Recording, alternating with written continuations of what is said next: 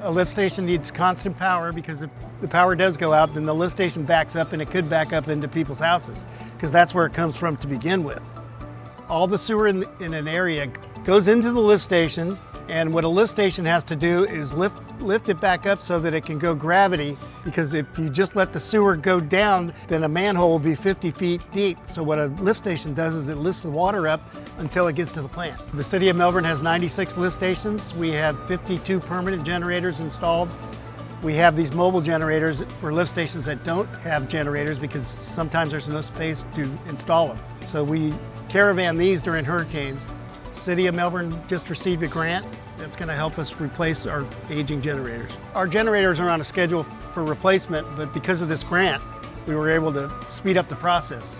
The original generators we had installed were steel paneled and they just started crumbling, so some of those had to be replaced sooner. The reason I went with Tradewinds generators, the older installed generators had to have a separate transfer switch, which at the time was about $6,000 more, and then the generator itself, so there was two different items. Now the Tradewinds comes as one unit. The transfer switch is inside and they're aluminum enclosures, so they're not going to be falling apart like the older models.